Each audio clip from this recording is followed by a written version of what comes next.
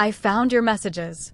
I stood at the microphone, my folder of evidence clutched against my chest. My sister's smile froze on her perfectly made-up face. 200 guests fell silent. The crystal chandelier cast dancing shadows across Olivia's white gown as she reached for her new husband's hand.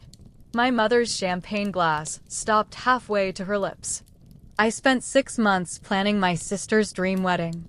Every detail, every favor, every late-night call about flower arrangements, all while she was sleeping with James.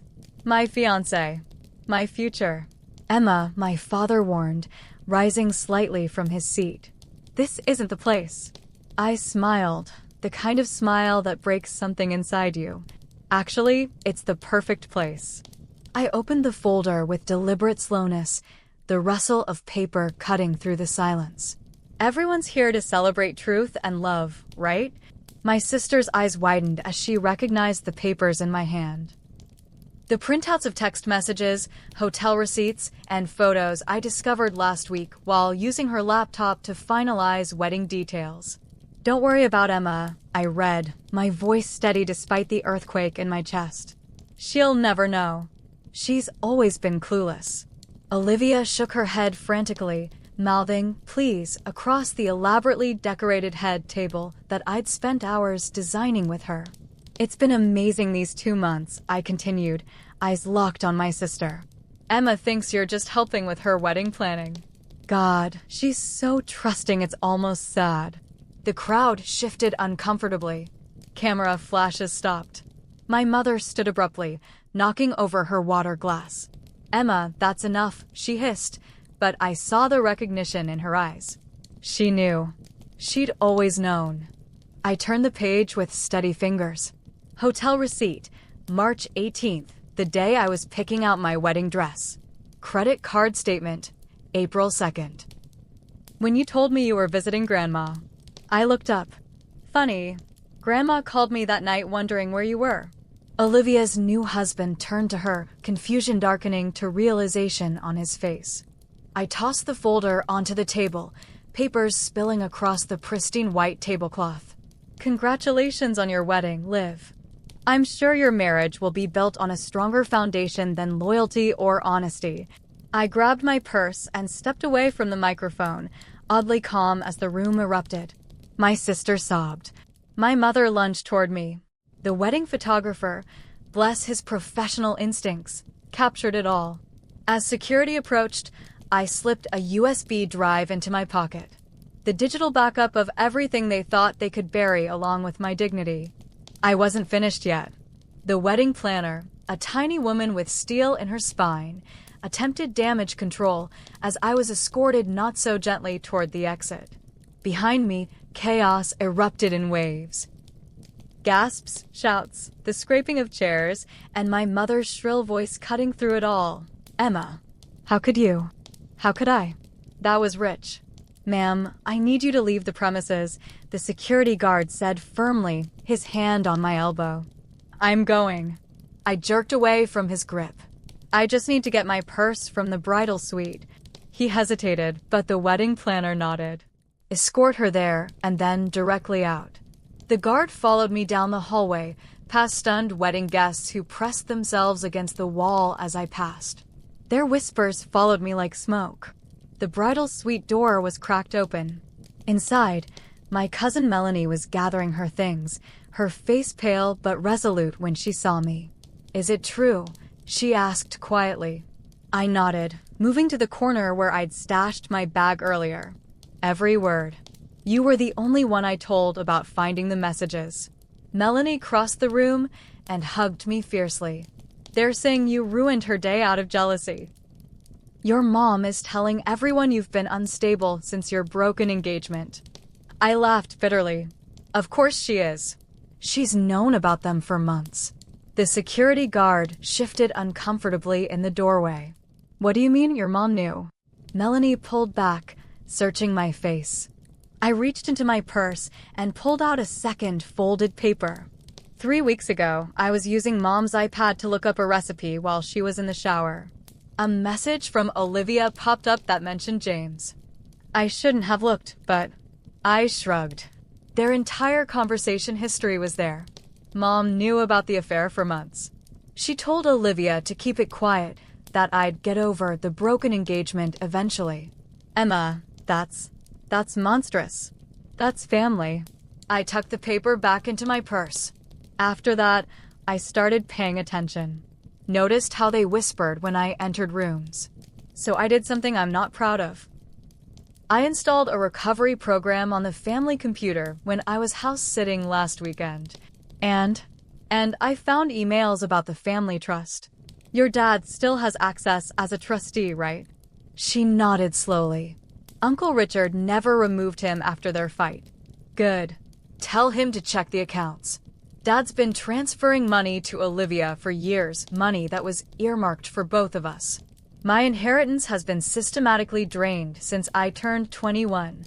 The security guard cleared his throat. Ladies, we know, I snapped. I'm leaving. Melanie squeezed my hand. Where will you go? I shouldered my bag. I've got a room at the Archer downtown. Tomorrow, I fly to New York for that job interview. After tonight, there's nothing keeping me in Portland anymore. Ma'am, the guard insisted. Coming, I said, then turned back to Melanie. The copies I dropped? There's information about the trust in there too. Make sure people see it.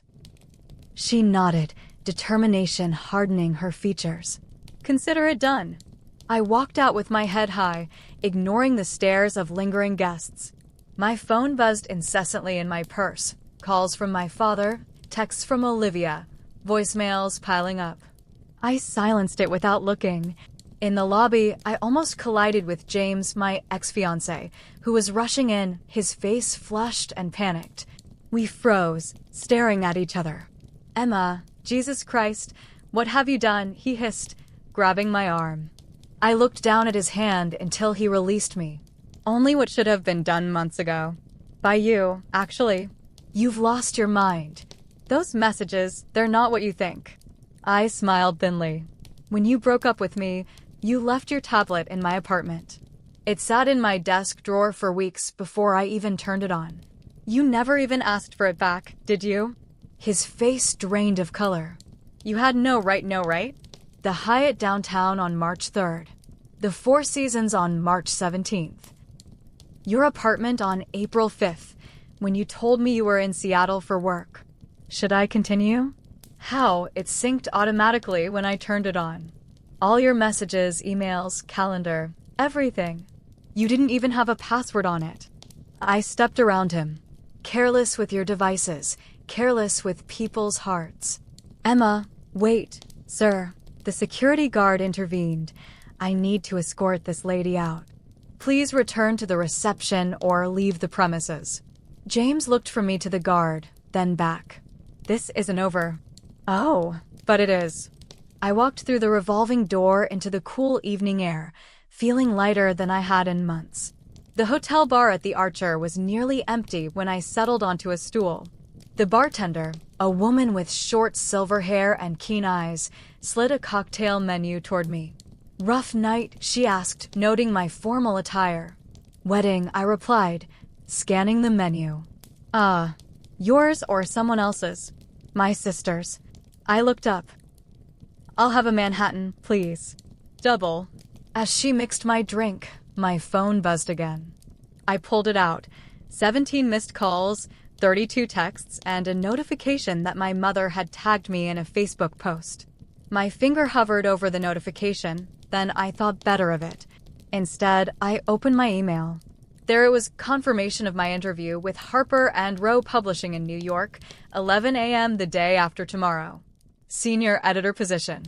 I'd applied 3 months ago, right after James broke off our engagement, as a desperate escape plan I never thought would materialize.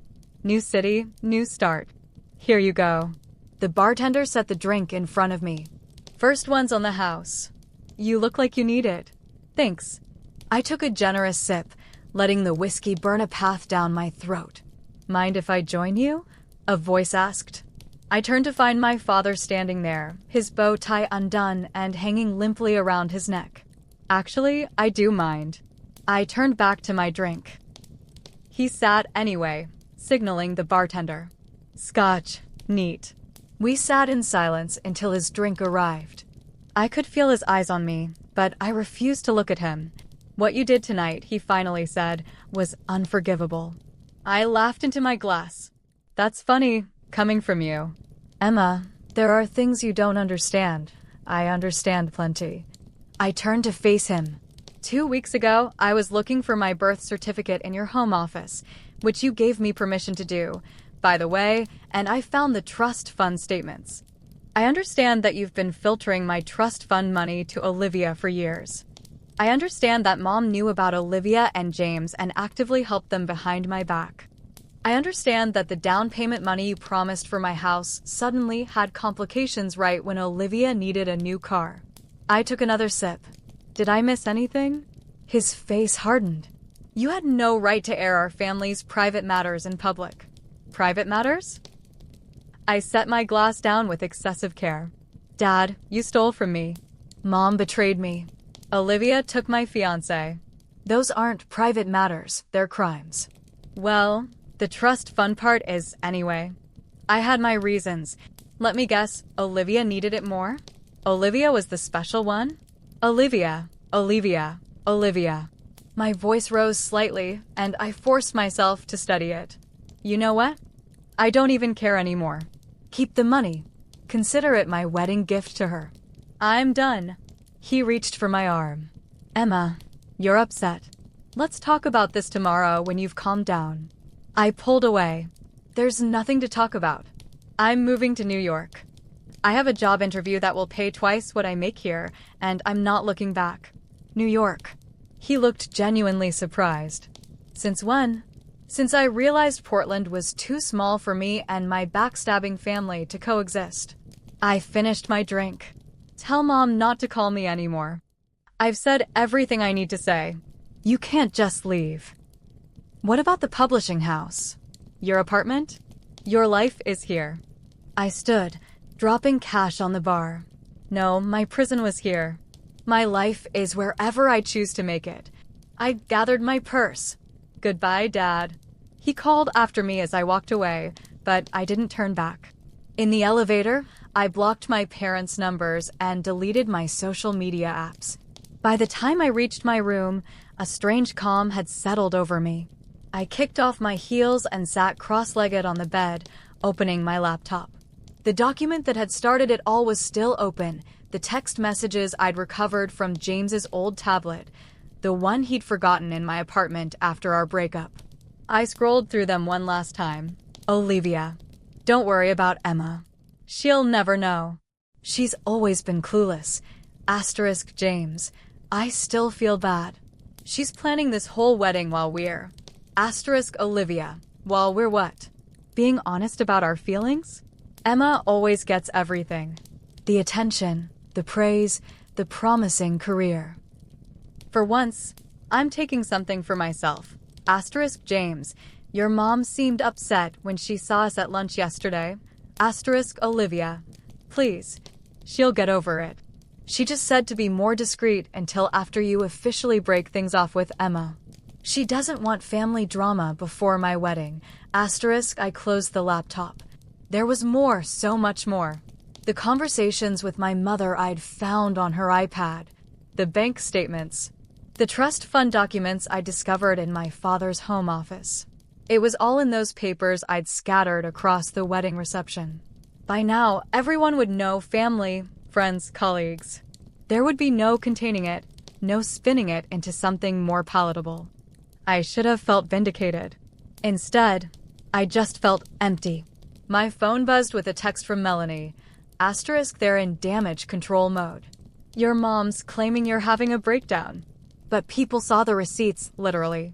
Uncle David is pissed about the trust fund stuff. Asterisk Uncle David.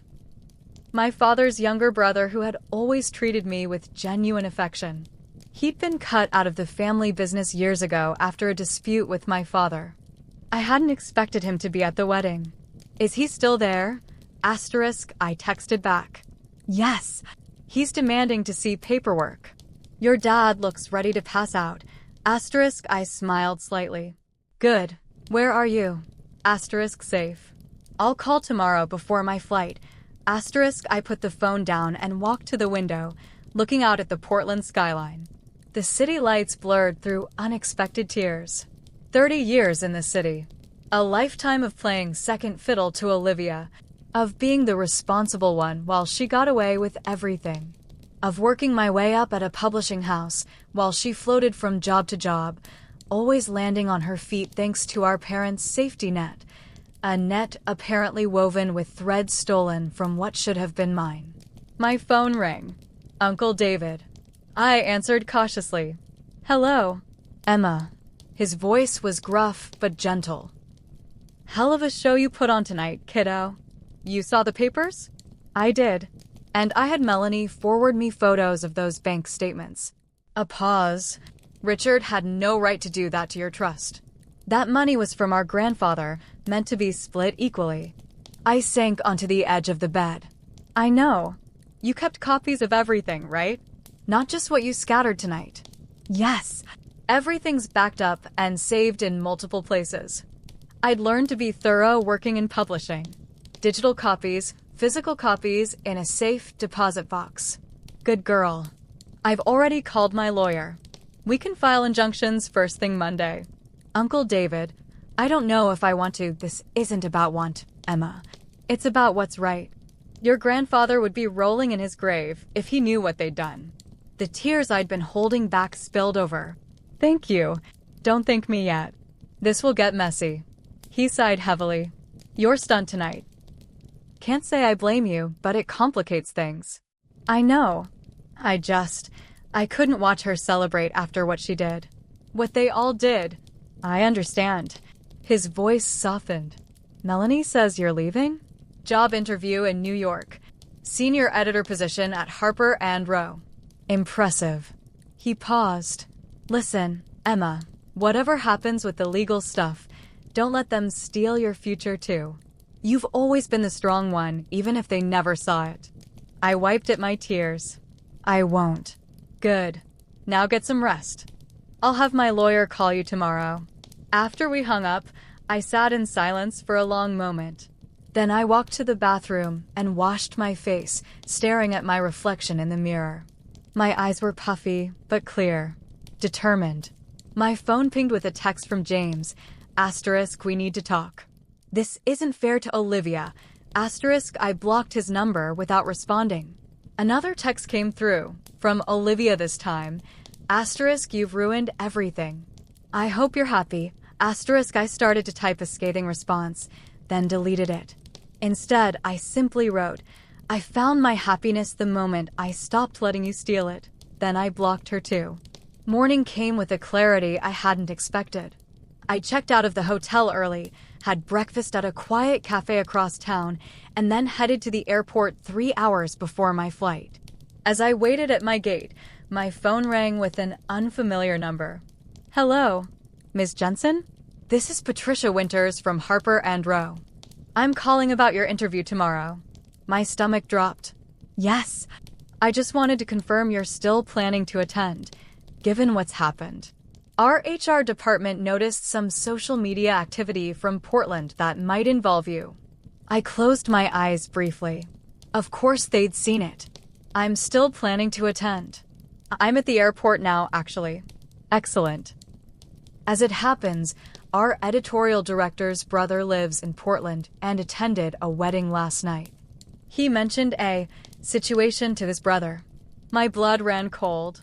Ms. Winters, this is not a professional reprimand, Ms. Jensen, she said quickly. Actually, David, Mr. Winters is quite impressed. He'd like to meet with you privately before the formal interview tomorrow. Would 9 a.m. work? That would give you time to settle in New York tonight. I blinked in surprise. Yes, 9 a.m. works perfectly. Wonderful. I'll email you the details. Safe travels, Ms. Jensen. I hung up, a strange mix of dread and hope washing over me. At least they hadn't canceled the interview outright. The 6-hour flight to New York gave me plenty of time to think, to rehearse explanations, to prepare myself. By the time the plane touched down at JFK, I had a game plan. I would be honest but composed, professional but authentic. I checked into my hotel, ironed my interview suit, and fell into a dreamless sleep. The Harper & Row offices occupied 3 floors of a sleek midtown building. I arrived at 8:45, was escorted to a waiting area, and at precisely 9 a.m. was shown into David Winter's office, a corner space with views of the city's skyline. Miss Jensen.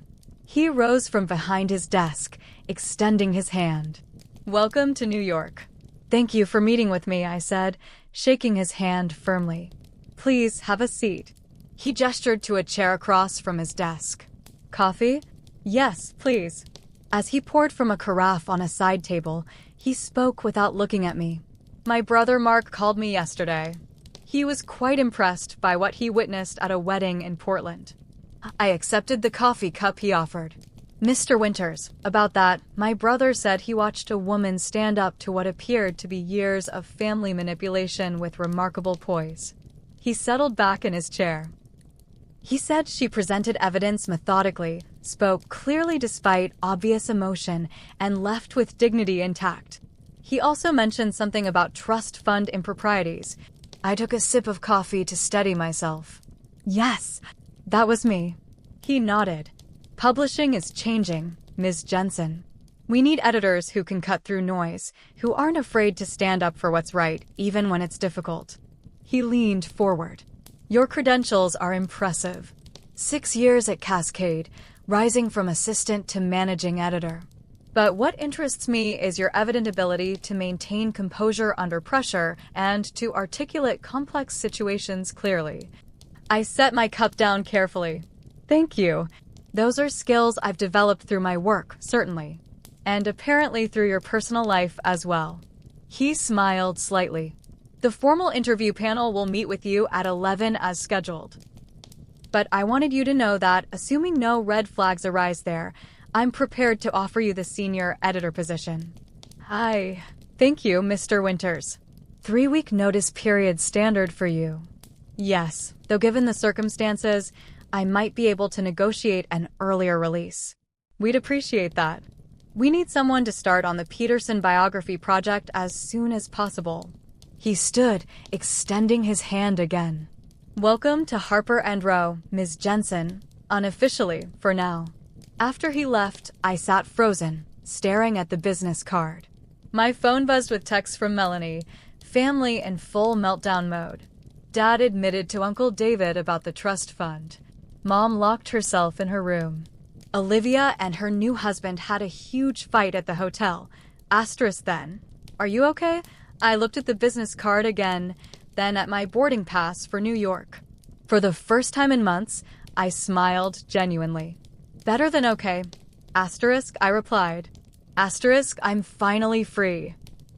Asterisk, the flight to New York was 6 hours of blessed silence and anonymity. I switched my phone to airplane mode and slept for most of it, waking only when the flight attendant announced our descent. As the Manhattan skyline came into view through the window, I felt a surge of something I hadn't experienced in years: hope. My phone pinged back to life as we taxied to the gate. Amid the barrage of missed calls and messages was an email from Uncle David's lawyer, confirming our appointment for Monday morning before my Harper & Row interview. There was also a voicemail from an unknown number. I played it cautiously. Emma, it's Dad. His voice sounded hollow, defeated. I know you probably won't listen to this, but you were right. About everything. What I did was unforgivable. The trust fund. I can't undo it, but I've instructed my lawyer to prepare documents transferring the family beach house to you. It's worth more than what I took. A long pause. I won't ask for your forgiveness. I don't deserve it. But I want you to know that I'm proud of you for standing up to us. It took courage I never had. The message ended. I stared at my phone, emotions churning. The beach house, my favorite place growing up. The one spot where I'd felt truly peaceful. The one asset Olivia had always coveted but never managed to claim. I saved the message but didn't reply. As passengers began to deplane, I gathered my belongings and joined the slow procession into the terminal. New York stretched before me, unknown, intimidating, full of possibility. My phone buzzed with a text from Melanie. Asterisk family lawyer called. Your dad's transferring the beach house to you. Olivia is livid. Asterisk I smiled to myself. Asterisk tell her not to worry. Unlike some people, I know how to share what's mine. Asterisk as I stepped out of JFK into the humid New York evening, I pulled up the photo I'd secretly taken at the wedding reception. My sister's face contorted in shock, my mother's hand frozen midair as she reached to stop me, my father's expression a mask of disbelief. The perfect moment when their carefully constructed facade crumbled. I considered posting it, one final act of rebellion, then thought better of it. Instead, I deleted the photo and hailed a taxi. Where to? The driver asked. I gave him the address of the hotel I'd booked for the week, then settled back in the seat, watching the city lights blur around me.